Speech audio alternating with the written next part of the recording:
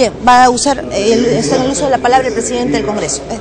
Saluda y felicita la presencia de la delegación del deporte escolar femenino del distrito de Teniente César López en la provincia de Alto Amazonas, región Loreto.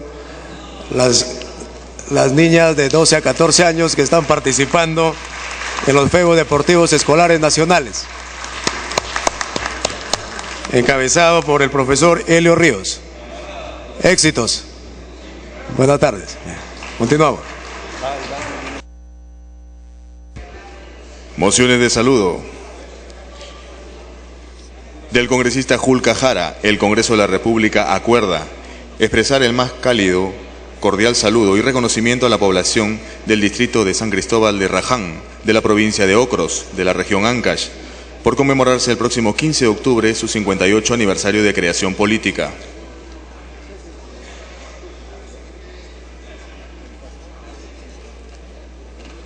Del congresista Guevara Macifuen, el Congreso de la República acuerda expresar su saludo a la provincia de Cutervo de la región Cajamarca, al conmemorarse el próximo 22 de octubre el 102 aniversario de su creación política, que marca un hito en el desarrollo de este pujante y emprendedor pueblo.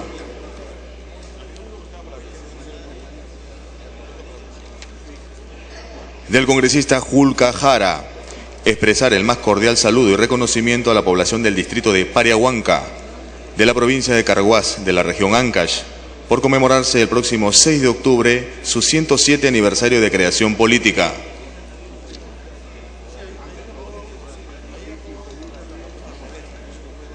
Del congresista Tapia Bernal, el Congreso de la República acuerda expresar el más ferviente y efusivo saludo a la población del distrito de San Andrés de Cutervo, por conmemorarse el próximo 6 de octubre su 51 aniversario de creación política.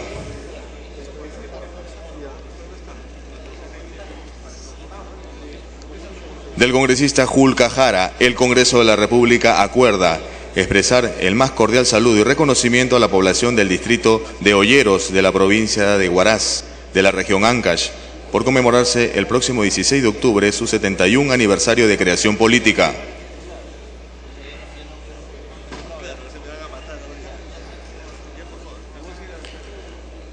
De la congresista Tande Inafuco, el Congreso de la República acuerda expresar su más ferviente saludo y felicitación al distrito de Huaral, de la región de Lima, provincias, con ocasión de conmemorarse su 122 aniversario de creación.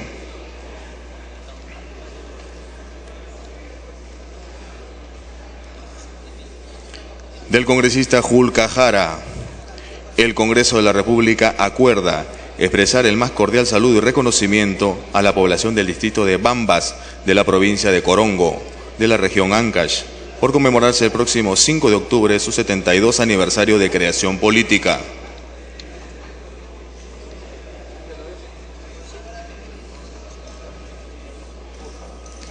De la congresista Salgado Rubianes, el Congreso de la República acuerda saludar y expresar su reconocimiento a todas las personas con discapacidad, quienes luchan constantemente por el goce pleno de sus derechos, al conmemorarse el 16 de octubre el Día Nacional de la Persona con Discapacidad.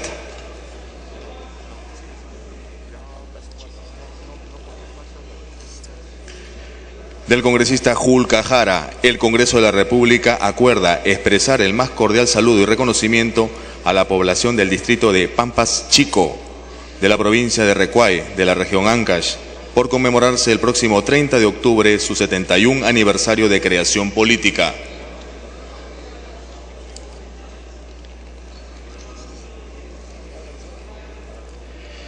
Del congresista Valencia Quirós, el Congreso de la República acuerda saludar este 11 de octubre a las niñas del mundo y en especial a la niña peruana, por celebrarse el primer aniversario del Día Internacional de la Niña.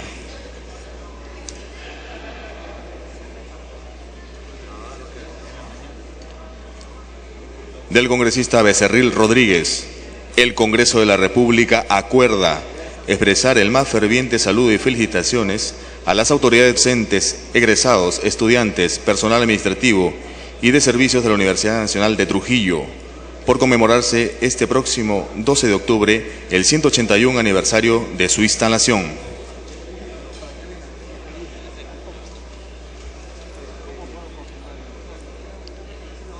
Del congresista Julka Jara, el Congreso de la República acuerda expresar el más cordial saludo y reconocimiento a la población del distrito de Yaután, de la provincia de Casma, de la región Ancash, por conmemorarse el próximo 31 de octubre su 142 aniversario de creación política.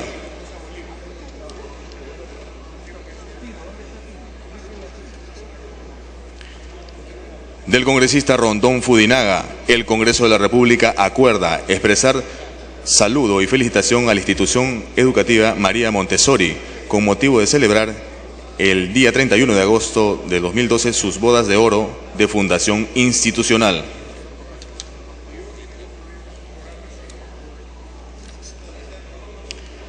Del congresista Julka Jara, el Congreso de la República acuerda expresar el más cordial saludo y reconocimiento a la población del distrito de Huallapampa, de la provincia de Recuay, de la región Ancash, por conmemorarse el próximo 7 de octubre su 105 aniversario de creación política.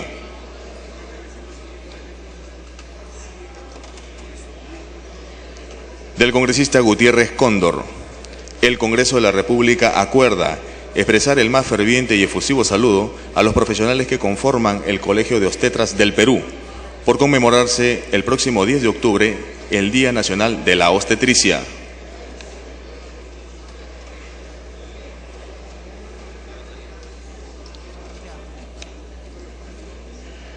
Del congresista Julka Jara, el Congreso de la República acuerda expresar el más cordial saludo y reconocimiento a la población de Loa, provincia de Yungay, de la región Ancash, por conmemorarse el próximo 28 de octubre su 108 aniversario de creación política.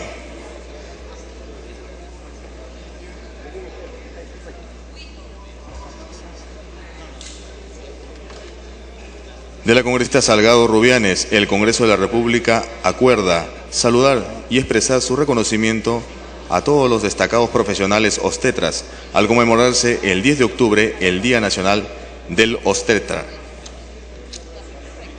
Bien, continúa el debate del proyecto de ley 28 dictaminado por las comisiones de Justicia y de Economía, mediante el cual se propone la ley del contrato de seguro. En este orden tiene la palabra el congresista Teófilo Gamarra.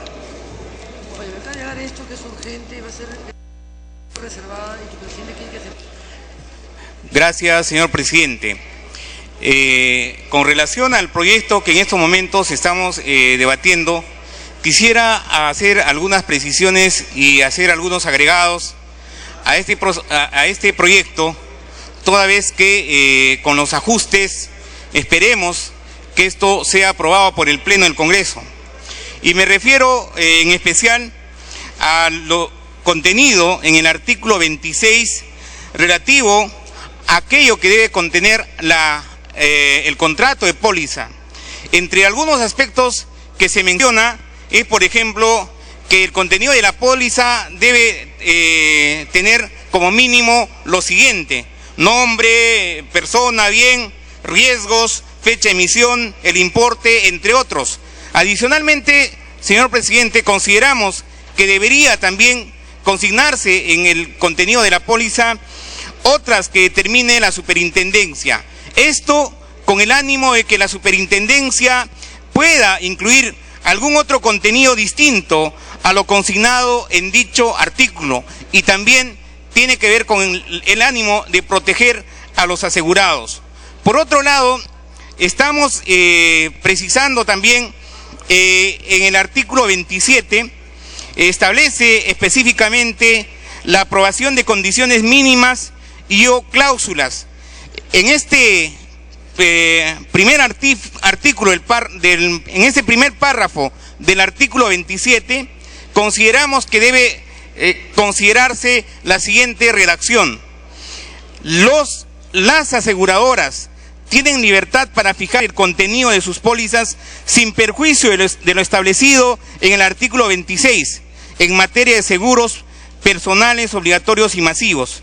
Mediante resolución de superintendencia se aprobará las condiciones mínimas y o cláusulas que deberán ser incorporadas en la póliza que se suscriban con los contratantes y o asegurados. ¿Por qué consideramos que mediante resolución de superintendencia se deban considerar las condiciones mínimas y o cláusulas en estos contratos, no con el ánimo de influir, no con el ánimo de participar en las decisiones que las partes tengan al formular su contrato, sino sobre todo con el ánimo de proteger y de que estos contratos deban establecer condiciones mínimas, ¿no es cierto?, a las que tengan que atenerse las aseguradoras. De esta manera vamos a evitar, señor presidente, que existan cláusulas abusivas en contra de los asegurados, de modo que la Superintendencia de Banca y Seguros debe señalar exactamente algunas condiciones mínimas a las que se debe regir los contratos que van a ser suscritos entre las aseguradoras y los asegurados. Por otro lado, señor presidente, tenemos también lo dispuesto en el artículo 74, que es relativo al pronunciamiento del asegurador. En el caso del pronunciamiento del asegurador, como todos sabemos, hay dos supuestos. Uno es aquel donde interviene un ajustador de siniestros a requerimiento de la entidad, y el otro supuesto es el que se liquida directamente el siniestro, si el caso, en su opinión, no amerita la participación de un ajustador.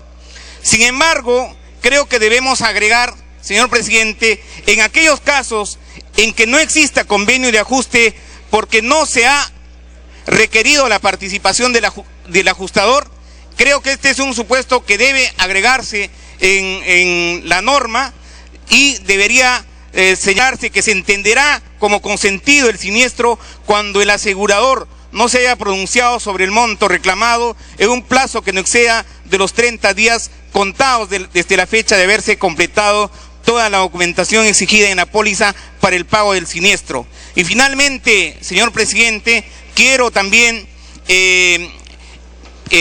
precisar con relación a la tercera disposición complementaria, a través de la cual se señala que sustituyanse los artículos 326 y 328 de la ley 26.702 por los siguientes textos. Y voy a leer textualmente, señor presidente, a efecto de que en la grabación se considere estas modificaciones. El artículo 326 quedaría de la siguiente manera: condiciones y contenido de la póliza. Las condiciones de la póliza y las tarifas responden al régimen de libre competencia en el mercado de seguros, con sujeción a las reglas que contiene este capítulo y a lo dispuesto en la ley del contrato de seguro. Creo que tenemos que precisar que esto responde a la ley del contrato de seguros. Las pólizas y demás documentos contractuales deben establecer las condiciones de la cobertura de riesgo y sujetarse a lo dispuesto por la ley del contrato de seguro. Adicionalmente, señor presidente, el artículo 328 tiene que señalar lo siguiente: condiciones y tarifas de seguros. Para terminar. Si me permite. Con relación a las condiciones y tarifas de seguros a conocimiento de la Superintendencia, debe precisar concretamente lo siguiente: salvo los casos en que la Superintendencia fije condiciones mínimas y o cláusulas y sin perjuicio de disposición legal en contrario, los modelos de pólizas, las tarifas y las condiciones resultantes de lo dispuesto en los artículos 9, 326 y 327 no requieren aprobación previa de la Superintendencia, pero deben hacerse de su conocimiento antes de su utilización y aplicación. Dicho organismo está facultado para prohibir la utilización de pólizas redactadas en condiciones que no satisfagan lo señalado en los mencionados artículos. Finalmente, el último párrafo diría: lo dispuesto se aplica de acuerdo a la facultad de la Superintendencia de identificar las cláusulas abusivas y aprobar previamente las condiciones mínimas y o cláusulas conforme a los artículos 27 y 40 de la ley del contrato de seguro y otras normas legales que así lo permitan. Eso es todo, señor presidente. Muchas gracias. Gracias, congresista Gamarra. Tiene la palabra el congresista Merino. Sí, señor presidente, efectivamente, este dictamen de la Comisión de Justicia y Derechos Humanos del proyecto de ley de contrato de seguros creo que tiene una suma importancia y trascendencia, más aún en defensa especialmente de los consumidores y de los usuarios.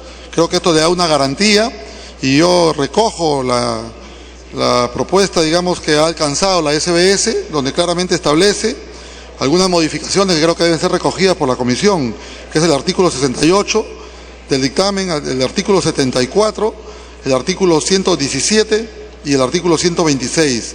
Asimismo, algunas modificaciones referidas y respecto al artículo 27, al artículo 37, al artículo 70, artículo 80, y quiero recoger también la preocupación expresada por el congresista Díaz Canseco en lo relacionado a las personas con discapacidad y a los menores de edad. Creo que es un hecho que tiene que analizarlo la comisión para que tenga el mejor de los textos, que tenga la viabilidad, y en ese sentido nuestra bancada va a tomar la determinación de apoyar este proyecto, señor presidente. Eso es todo, muchas gracias. Gracias, congresista Merino. Congresista Reinaga.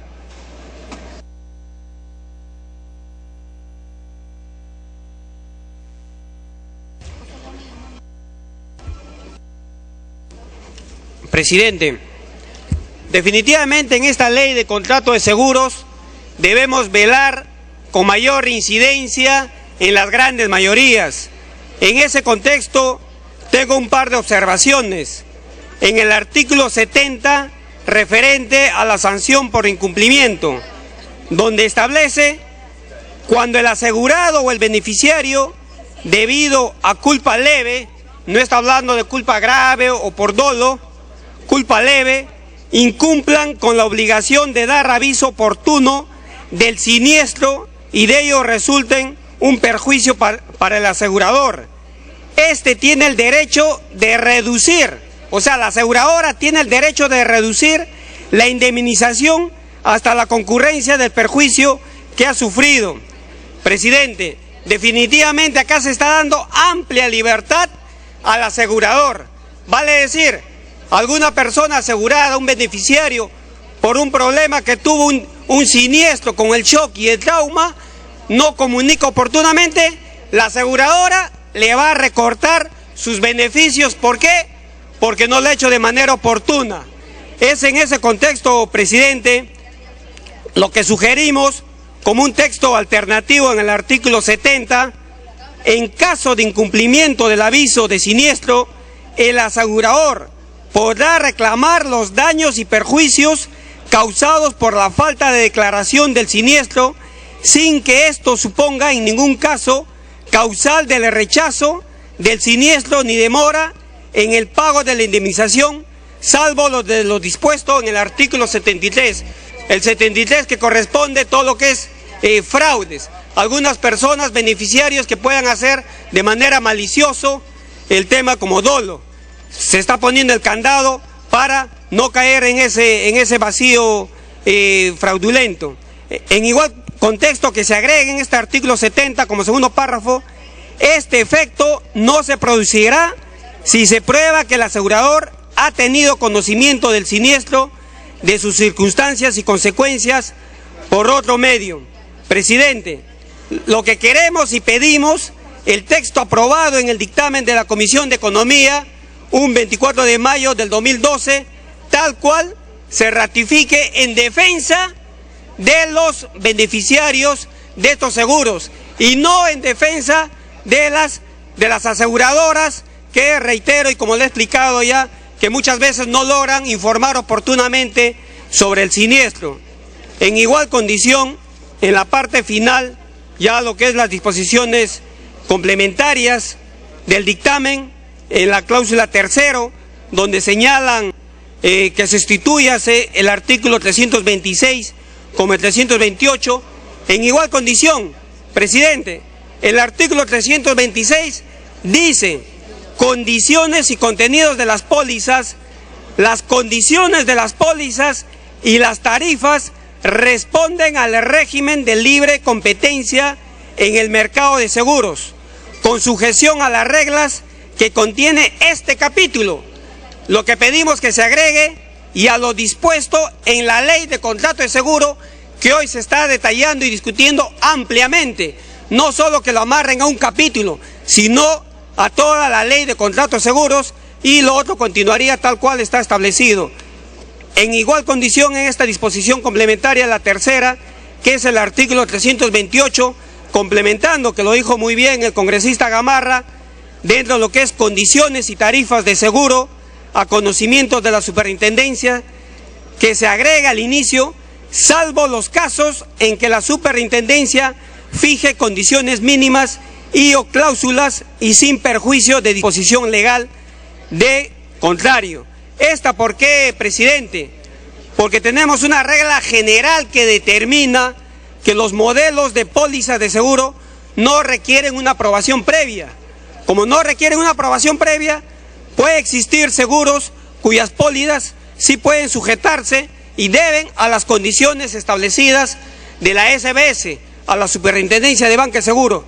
Por eso, en el artículo 328, también pido que se añada en la parte final: lo dispuesto se aplica de acuerdo a la facultad de la Superintendencia de identificar las cláusulas abusivas y aprobar previamente las condiciones mínimas y o cláusulas conforme a los artículos 27 y 40 de la Ley de Contrato de Seguro y otras normas legales que así lo permitan. Para terminar. Ya, presidente, concluyo para alcanzar las propuestas del texto sustitutorio referente a estos dos pedidos. Gracias, presidente. Gracias, congresista Reinaga. Tiene la palabra el congresista Lescano. Presidente, muchas gracias. Colegas, muy buenas tardes. Yo llamo igualmente la atención a la Comisión de Justicia en los siguientes puntos. El artículo sobre la celebración del contrato, artículo 4, naturaleza consensual, donde este artículo permite posponer la vigencia del contrato de seguro, y esto ha traído muchos problemas. Nosotros compramos el seguro hoy día y el seguro dice que rige de acá a 15 días. Y lamentablemente ocurrió accidentes en ese plazo y el seguro no cubría los accidentes o las eventualidades que debía cubrir. De manera tal que el artículo 4 sobre celebración y naturaleza consensual del contrato debe prohibir que se posponga la vigencia del contrato de seguro. Esto es muy peligroso. Artículo 4 de las disposiciones generales, donde se insinúa, por lo menos se insinúa, y se puede interpretar de esa manera, que los contratos de seguro se pueden consensuar. Dice: no afecta el carácter consensual del contrato posponer el inicio de la cobertura del seguro. Así es, entonces la cobertura se puede posponer y no rige desde que el contrato toma vigencia, desde que el contrato rige para las partes. Entonces ese artículo a mí me parece que tiene que ser por lo menos aclarado, porque ha traído, repito, muchos problemas, y personas que han adquirido la póliza y la cobertura hoy día, sucede que no regía desde hoy día, sino después de una semana o de un mes. Y hemos visto en el caso de algunos SOAT, que a pesar de que había comprado una persona el SOAT hoy día, no regía desde hoy día, sino después. Y esto no puede ser, el contrato rige desde la celebración del mismo, y consecuentemente la cobertura del contrato debe regir desde la celebración del contrato de seguro. En segundo lugar, señor presidente, el artículo sobre renovación del contrato. Aquí se indica que si se renueva el contrato solamente se hará si hay una cláusula, dice, general que contenga la renovación automática. Si no hay esa cláusula, el contrato no se renueva automáticamente. Artículo 7 de las disposiciones generales. De manera tal que en los contratos no van a poner esa cláusula donde el contrato debe renovarse automáticamente a la fecha de su vencimiento.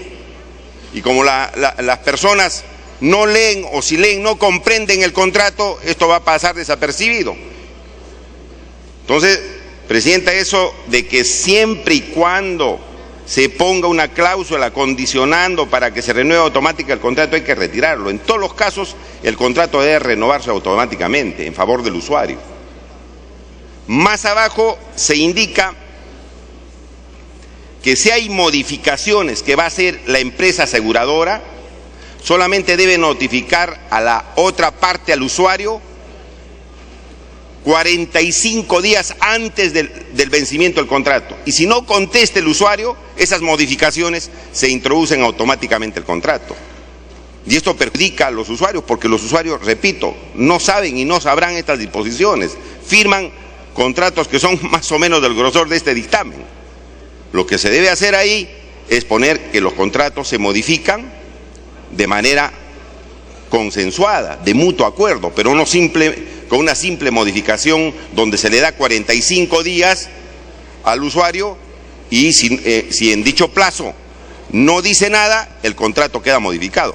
Incluso dice ni siquiera 45 días, dice 30 días. Si no dice nada en 30 días, el contrato queda modificado. Es decir, aquí se está permitiendo las modificaciones unilaterales y se está interpretando el silencio como manifestación de voluntad del usuario, lo cual es impropio en materia jurídica. El silencio no puede significar nada, pero aquí el silencio significa que el usuario ha aceptado las modificaciones que ha propuesto la empresa. Y esto hacen generalmente en los contratos de los bancos, de las AFPs. Yo creo que eso debe ser, Presidenta, modificado, señor Presidente del Congreso, porque es muy peligroso y seguimos, digamos, con esa línea de que solamente con una modificación, con una notificación de las modificaciones, el usuario queda obligado si no dice nada y no responde a la carta que le han remitido. Entonces, señor Presidente, es otra preocupación que nosotros tenemos en esta materia. Y finalmente, en el artículo 21, donde se suspende la cobertura. Para que termine el congresista Lescano. Señor Presidente, en caso de la suspensión de la cobertura, es decir, que se deja o se suspende el contrato de seguro, si es que desde la fecha del incumplimiento en que incurre el ciudadano, pasan 30 días y se suspende el contrato de seguro. Debe ser desde la notificación del incumplimiento. Desde la notificación para proteger más al usuario. Se le notifica que ha incumplido, señor, y desde ahí deben contarse 30 días. Pero si no se nos notifica, señor, el ciudadano a veces está absolutamente distraído en estas cosas, no conoce la ley y lamentablemente pasan los 30 días y va a quedar totalmente desprotegido porque se pasó los 30 días. Debía establecerse ahí que desde la notificación del incumplimiento. Y finalmente, señor, nos han llamado algunas personas indicando que en los contratos de seguro que se celebran con los bancos, generalmente excluyen algunas enfermedades.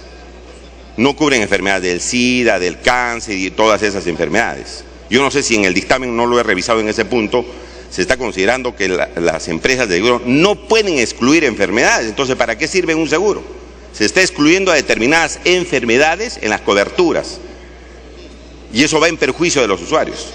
Entonces yo le pedí a la Presidenta que pudiera revisar este punto porque es absolutamente razonable que el seguro tiene que cubrir, pues, si es un seguro de vida, un seguro de salud, tiene que cubrir, pues, toda la salud o toda la vida del ciudadano y no excluir determinadas enfermedades. Gracias, Presidente, por la oportunidad.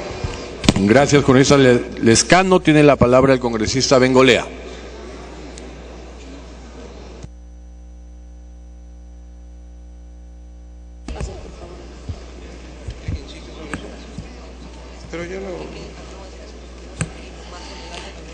Gracias, presidente. Presidente, en general, yo lo que veo con agrado es que hay una aceptación del Pleno de la propuesta que aquí se está debatiendo. Hay aportes interesantes, algunos seguramente serán recogidos, otros no, dependerá de la presidencia de la comisión, pero hay y es la impresión que he recogido, una voluntad general del Pleno de aprobar este contrato, que para mí sería, de aprobar este proyecto de ley, que para mí sería histórico, presidente, no solamente porque ya se explicó aquí que estos contratos de seguros tienen existencia a partir de legislaciones que tienen ya más de 100 años, es decir, no solamente estamos entregando una herramienta legal para que esto pueda funcionar mejor, sino porque además el tenor del texto que estaríamos por aprobar es un tenor completamente comprometido con aquellos con quienes debe comprometerse el Estado, que es precisamente con los necesitados, con los urgidos. Este proyecto de ley es un compromiso real con aquellas personas que necesitan que el Estado precisamente les entregue esta posibilidad de asegurarse. Porque, señor presidente, la Constitución de la República establece que es obligación del Estado velar, entre otras cosas, por ejemplo, con la seguridad, y los contratos de seguro, con la salud, y los contratos de seguro versan también sobre esta materia. Pero no entraré, presidente, a más detalles sobre la justificación constitucional, moral y doctrinaria de la medida, la cual yo reivindico además también como social cristiano, sino, presidente, quiero entrar más bien a un tema que ha sido poco discutido y quiero entenderlo de la mejor manera. Y es que cuando han sido presentados los proyectos de ley, porque acá hay dos proyectos de ley, el de justicia y el de economía, se ha dicho con claridad, por lo menos así lo dijo la presidenta de la Comisión de Justicia, y yo concuerdo con ella porque usted sabe que es un tema que yo vi también en mi momento como presidente de la comisión. Si bien es cierto, hay muchísimas similitudes en los proyectos, hay 4 grandes diferencias.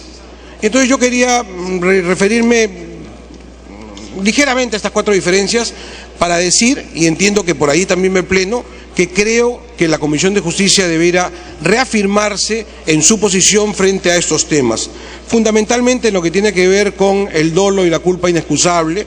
Yo creo que ahí tiene que reafirmarse la Comisión de Justicia. No me parece válida la posición de la Comisión de Economía. Creo que tiene que reafirmarse en el tema de las preexistencias. Me parece que eso es fundamental, presidente, y ahí la Comisión de Justicia tendría que reafirmarse. No me parece válida la posición de la Comisión de Economía. Y habría que ver probablemente en los otros temas, sobre todo en el de los ajustadores, he escuchado algunas voces, digamos, intermedias, que ni están con la posición de economía ni con la de justicia, y que me parecen más cautelosas, en el sentido de no dejar pues que el ajustador determine en el tiempo que le plazca, ¿no es cierto?, su posición, con lo cual el asegurado se ve indefenso, pero tampoco de repente poner un plazo tan pequeño como el que habíamos puesto en justicia, que me parece que era 30 días, y de repente poner un plazo algo mayor. Pero sí siempre dentro del concepto, presidente, que no puede ser que el asegurado dependa de un ajustador si es que éste está y cuánto tiempo él querrá demorarse. Pero, presidente, yo quería insistir en el tema, porque aquí se dijo que en algunos casos podríamos estar frente a la cultura de Pepe el Vivo, es decir, del criollazo peruano, ¿no es cierto?, que le quiere sacar la vuelta a la compañía de seguros frente a un asegurador que es competente, que es correcto y que es buena gente. La verdad, presidente, podría ser que ese sea un caso, pero la experiencia peruana es exactamente al revés. Yo no quiero decir que las compañías de seguro no sean correctas o piensen en las personas, pero normalmente es al revés, presidente. Son las compañías de seguro quienes tienen toda la fuerza, todo el poder, y son las compañías de seguro muchas veces, no digo siempre, las que se la dan de Pepe el Vivo, de manera tal que es más bien el asegurado el que puede pagar durante años su seguro, cuando por fin necesita que lo cubran, no lo cubren. De manera que la figura de Pepe el Vivo se da al revés en el Perú. Suelen ser las aseguradoras las que cumplen esta función. Por eso, presidente, es que creo que en el tema de dolo y culpa inexcusable no debería haber ninguna discusión. Y en el tema de las preexistencias, menos, presidente, menos. Es decir, no es correcto pues que una persona cambie de seguro, o el problema que nos querían plantear de las EPS, y entonces al pasar a la otra aseguradora sencillamente no se reconozca la preexistencia.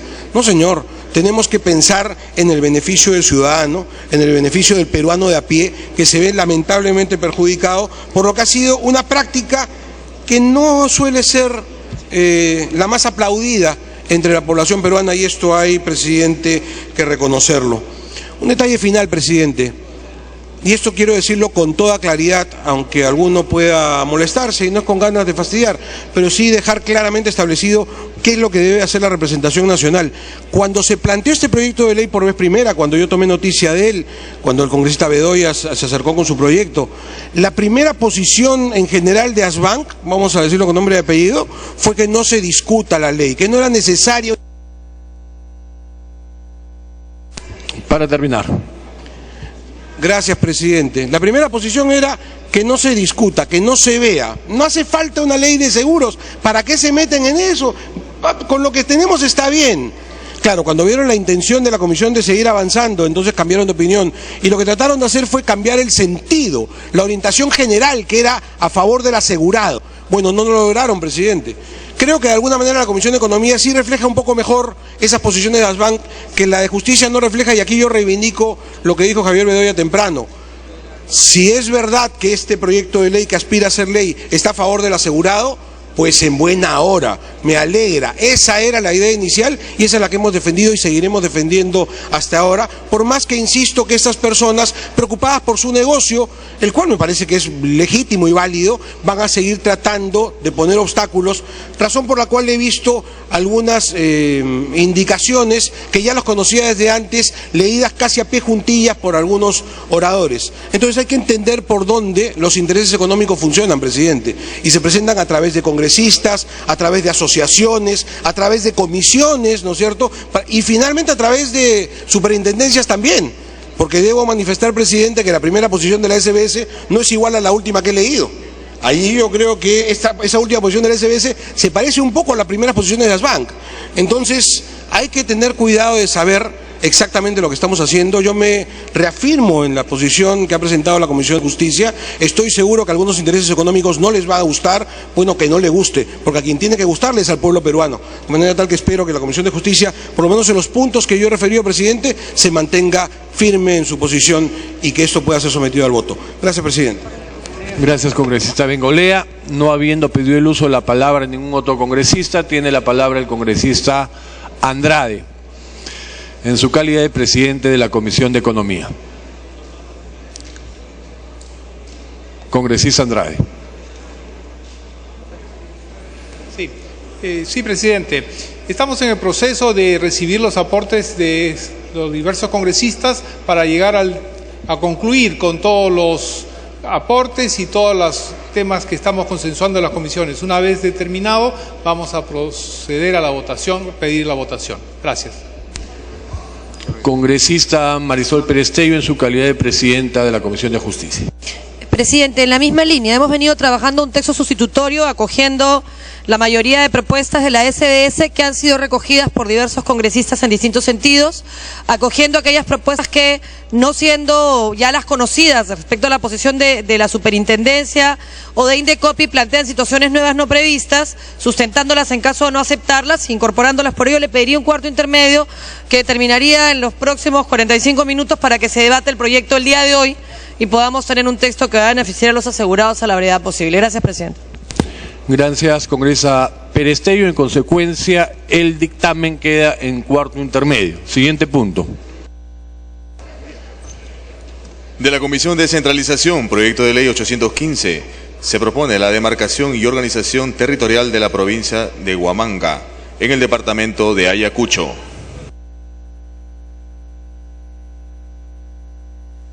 Congresista Acuña, en su calidad de presidente de la Comisión de Descentralización.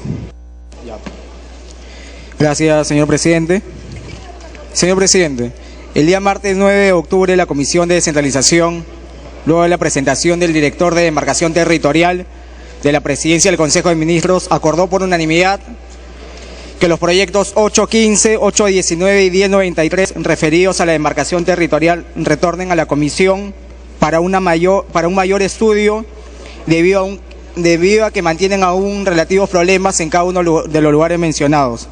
Es por ello, presidente, que quiero solicitar una cuestión previa para que el proyecto 815 retorne a comisión, puesto que se encuentra dentro de la agenda priorizada. El proyecto 819, que también fue aprobado por la comisión para que retorne, eso ya no depende del Pleno, sino del Consejo Directivo. Y el proyecto 1093, que corresponde, el proyecto 1093 no puede ir a comisión, puesto que se encuentra dentro de la segunda votación. Es por ello que, señor presidente, solicito una cuestión previa para que el proyecto 815 pueda regresar a comisión. Gracias. De acuerdo, señor congresista, pedido el presidente de la comisión, sírvanse marcar asistencia para votar la cuestión previa solicitada.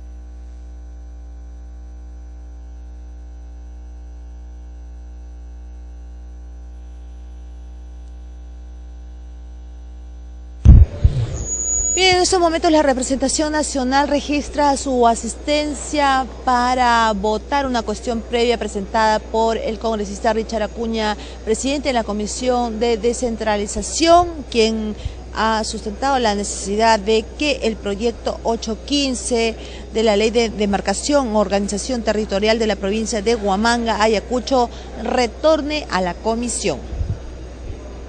De otro lado, la presidenta de la Comisión de Justicia ha pedido un cuarto intermedio de 45 minutos. Se va a proceder para al cierre de asistencia. terminar de afinar el proyecto de ley del contrato de seguros.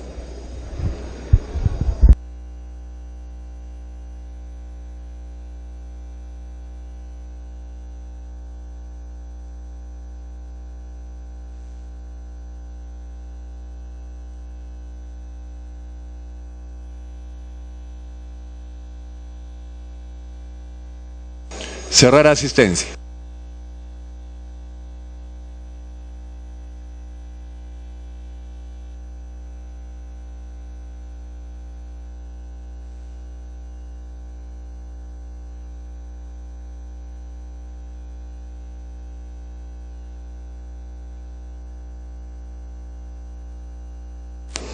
Resultado: 88 señoras y señores congresistas presentes. Al voto la cuestión previa.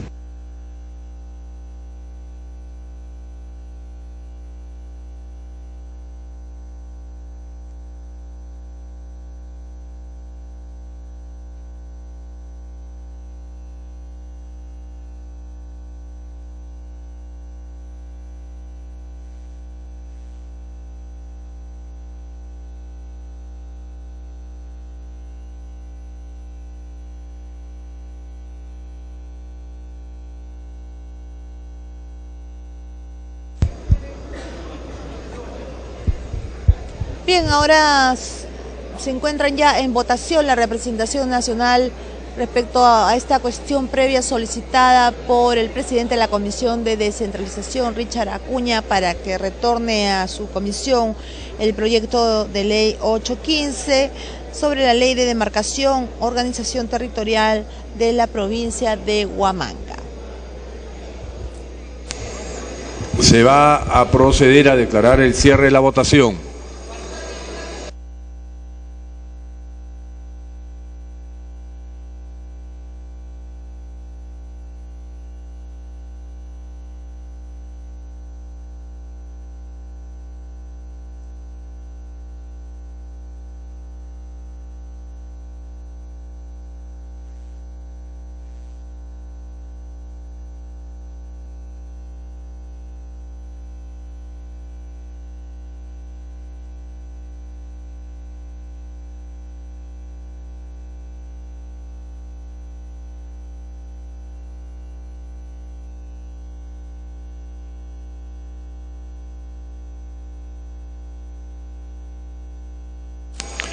Cerrar votación.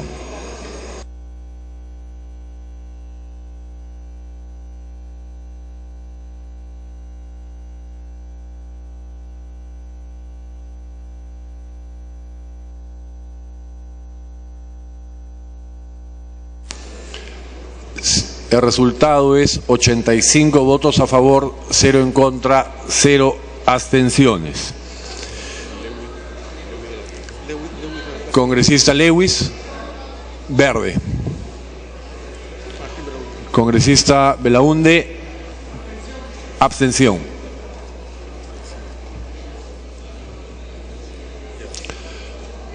A favor 86, 0 en contra, 1 abstención.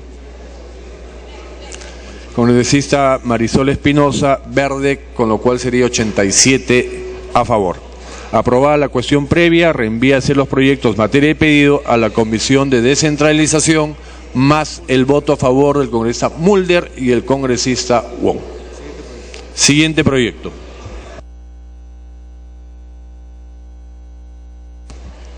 De las Comisiones de Descentralización y Trabajo, proyecto de ley 538, se propone crear la Superintendencia Nacional de Fiscalización Laboral, SUNAFIL, y modificar la Ley 28.806, Ley General de Inspección de Trabajo, y la Ley 27.867, Ley Orgánica de Gobiernos Regionales.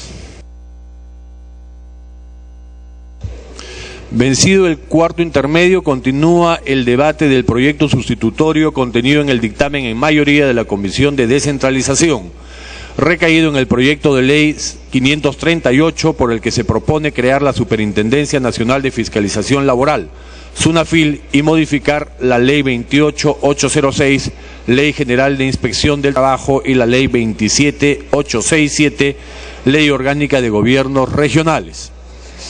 Al respecto, el presidente de la Comisión de Descentralización ha presentado el día 4 de octubre del 2012 a las 9:20 horas un nuevo texto sustitutorio. Igualmente, el presidente de la Comisión de Trabajo ha presentado el día 11 de octubre del 2012 a las 10:20 horas un nuevo texto sustitutorio. Tiene la palabra el congresista Acuña, presidente de la Comisión de Descentralización. Y previamente el congresista Yude Simón está pidiendo el uso de la palabra. Ya. Señor presidente. Congresista Yude, perdón. Final. Va a ser ¿después? al final. Sí, sí. Ok, adelante, congresista Acuña. Gracias, señor presidente. A continuación, procederé a sustentar el texto sustitutorio del proyecto de ley 538, por el que igual se crea la Superintendencia Nacional de Fiscalización Laboral y modificación de la Ley número 2886, Ley General de Inspección del Trabajo. Este proyecto de ley se debatió en la sesión del Pleno el 13 de septiembre del presente año, en el cual se señaló distintos puntos de vista, sobre todo basándose en las diferentes intervenciones de los congresistas, caso la congresista Marta Chávez, caso el congresista Javier Díez Canseco, el señor Johnny Lescano y Mauricio Mulder, y es por ello que el Pleno nos dio la facilidad de irnos a un cuarto intermedio, lo cual se agradece, y a la vez nos llevó a tener múltiples reuniones con el Ministerio de Trabajo para poder sacar un proyecto el cual lo vamos a presentar a continuación, sabiendo además que tenemos que informar de que la Comisión de Descentralización es la comisión principal y dictaminadora del presente proyecto de ley. La finalidad de la norma es crear una Superintendencia Nacional de Fiscalización Laboral, organismo técnico especializado adscrito al Ministerio de Trabajo, el cual va a promover, supervisar y fiscalizar el ordenamiento jurídico sociolaboral de seguridad y salud en el trabajo, con personería jurídica de derecho público interno y con autonomía para el ejercicio de sus funciones y con su sede principal en Lima. A nivel de política nacional, la política nacional de fiscalización laboral es fijada por el Ministerio de Trabajo, lo cual va a tener un arreglo y una coordinación directa con la Ley Orgánica de los Gobiernos Regionales, es decir, la Ley 27867 y la Ley Orgánica del Poder Ejecutivo, la Ley 29158. A nivel del ámbito de su competencia, en el ámbito nacional, SUNAFIL, como ente rector del sistema de inspección del trabajo, desarrollará y ejecutará todas las funciones y competencias establecidas en el artículo 3 de la Ley 2886, Ley General de Inspección de Trabajo, los gobiernos regionales, en el marco de las funciones establecidas en el artículo 48, literal F, y de la Ley 27867, la Ley Orgánica de Gobiernos Regionales desarrollarán y ejecutarán las inspecciones laborales de las pequeñas y microempresas. Eso significa que el Ministerio de Trabajo va a tener o va a crear ese ente rector que va a ser SUNAFIL y va a contar con organismos descentralizados, direcciones regionales de trabajo, y van a seguir trabajando de la mano con Servir. A nivel del ámbito de competencias, el sistema funcional de las inspecciones, según ese proyecto de ley o ese dictamen presentado, el organismo desconcentrado, es decir, SUNAFIL, va a trabajar directamente con las empresas grandes y medianas. Lo que también se está proponiendo es que las direcciones regionales de trabajo trabajaría directamente con las empresas pequeñas, que estamos hablando de 11 a 100 trabajadores, y las microempresas, que estamos hablando de 2 a 10 trabajadores. Y Servir seguirá trabajando bajo el régimen del decreto legislativo 728, es decir, al sector público bajo un régimen privado. Eso viene directamente bajo un aporte de la congresista Marta Chávez, además. A partir de ahora voy a empezar a mencionar únicamente las modificaciones de las mismas que se han presentado que se han presentado debido al cuarto intermedio que se nos otorgó. En el artículo 1, respecto a la creación y la finalidad, después del texto que ya se mencionaba, se habla que la política nacional sobre la materia de su competencia es fijada por el Ministerio de Trabajo y Promoción del Empleo, con arreglo a lo previsto por la Ley 29158, Ley Orgánica del Poder Ejecutivo y la Ley 27867, Ley Orgánica de los Gobiernos Regionales.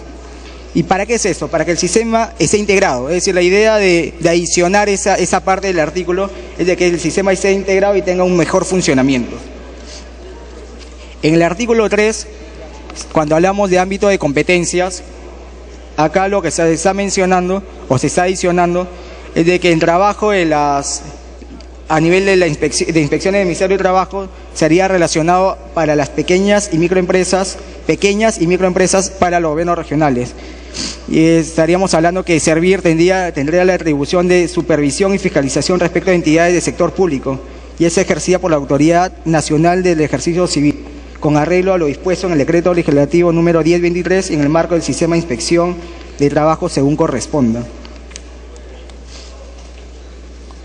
Además, en el artículo 4 se está hablando o se está adicionando el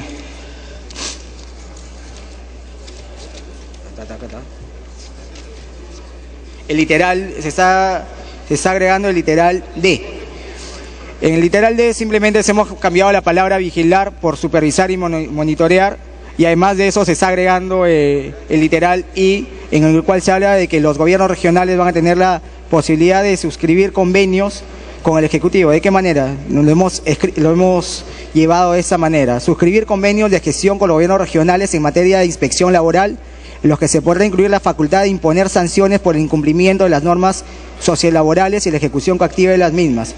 ¿Eso qué significa? Hay algunos gobiernos regionales que cuentan con los recursos como para poder manejar esa labor, y se le va a dar la potestad de que mediante el Ministerio de Trabajo se le pueda dar las funciones de las mismas para que ellos puedan continuar con ese trabajo con las mismas políticas establecidas ya por la Superintendencia Nacional de Fiscalización. En el artículo 6, respecto a la ejecución coactiva de superintendencia, lo que hemos agregado es que la superintendencia está autorizada a incorporar en los convenios de gestión que suscriba con los gobiernos regionales la inspección coactiva de las sanciones pecuniarias impuestas por incumplimientos a las normas sociolaborales. En el artículo 9, lo único que hemos hecho es agregar una que otra palabra, como en el inciso A hemos puesto que los representantes serán designados por, y más que todo a nivel de designación, no sin manejarlo directamente, simplemente estamos cambiando esas palabras para que tengan una mayor claridad al momento de la interpretación del mismo. Basándonos en el artículo 20, 21, 22, simplemente esos artículos estaban a nivel de incisos dentro del proyecto de ley presentado en un inicio o en la anterior gestión, y simplemente por una técnica legislativa hemos preferido presentarlos vía artículo para darle una mayor claridad para el mejor entendimiento del mismo dictamen. En el artículo 25, cuando hablamos de los recursos, acá hay otra modificación que se está presentando como Comisión de Descentralización, puesto que el primer proyecto establecido y aprobado en la Comisión de Descentralización se veía que el 20% de los recursos serán destinados al fortalecimiento de las actividades inspectivas y al óptimo desempeño de las funciones bajo responsabilidad de los gobiernos regionales. Lo presentado por ese dictamen, producto del cuarto intermedio y las diferentes reuniones que se ha establecido, es de que el 40% de los recursos sean destinados solo para el fortalecimiento de las actividades inspectivas. Es decir, que estamos modificando de un 20 a un 40% para que se pueda ejecutar la misma labor. A nivel de disposiciones complementarias finales, hemos agregado la séptima, eso sí es nuevo, respecto a la fiscalización laboral por parte de los gobiernos regionales. Nosotros hemos agregado eso puesto que hemos creído conveniente ser un poco más explícitos al momento de presentar el dictamen, porque habían algunos puntos que tendrían que ser aclarados en el mismo dictamen. Y es por ello que en esa séptima se menciona que los gobiernos regionales se acogerán a las mismas normas, así como a las facilidades de orden laboral y presupuestal, dispuestas por la presente ley para la Superintendencia Nacional de Fiscalización Laboral, con la finalidad de garantizar la organización y funcionamiento de sus dependencias de fiscalización laboral. Además de ello, la Superintendencia Nacional de Fiscalización Laboral, como ente rector de la misma función del Sistema Funcional de Inspección de Trabajo, dicta las normas técnicas que garantizan el eficaz funcionamiento de las dependencias de fiscalización laboral en los gobiernos regionales. Además, hemos agregado a nivel de disposiciones complementarias finales la novena a nivel de reglamento y normas, que en el más breve plazo el Poder Ejecutivo dicta el reglamento y las normas complementarias necesarias para